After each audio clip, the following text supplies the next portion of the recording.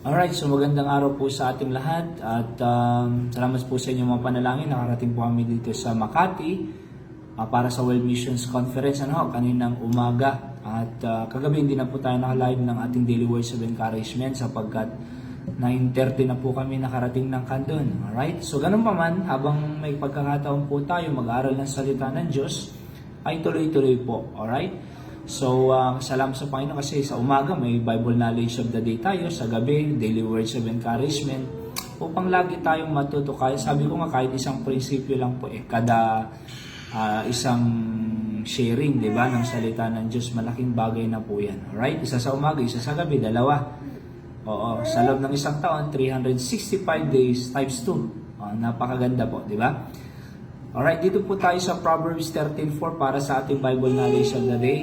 Sabi ng Bible, the soul of the sluggard desireth and hath nothing, but the soul of the diligent shall be made fat. Ito po ay proverb ni Solomon sa Lawikahin at prinsipyo, mga kapatid, na tinuturo po sa atin. Sabi niya na yung isang tao na tamad ay meron siyang gusto pero hindi niya makuha. Meron siyang gustong gawin, hindi niya magawa.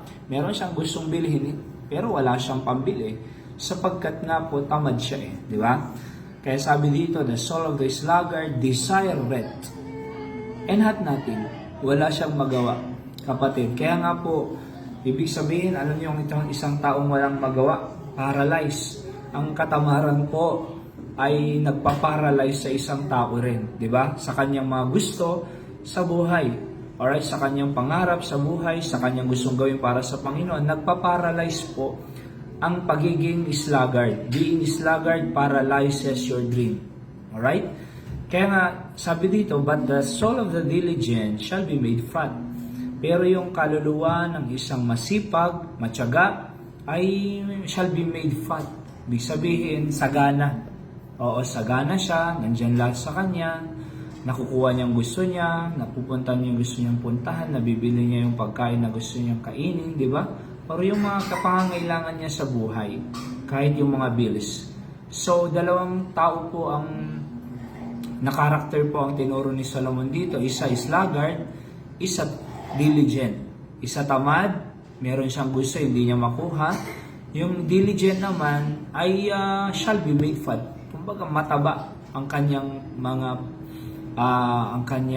buhay or yung mga pangangailangan niya sufficiente. Kaya maging masipag po tayo para sa ating pamilya, para sa pag-aaral mo, negosyo mo. Ganun din po sa ministeryo ng ating Panginoon sa ministry. Get involved in the ministry. Hanapin niyo po yung pwede mong gawin sa Diyos. Bakit? Para bilang paglilingkod sa Kanya, pasasalamat sa Kanya, pag-worship sa Kanya, sa lahat ng binibigay po sa ating pamilya at sa ating pong sarili. Alright?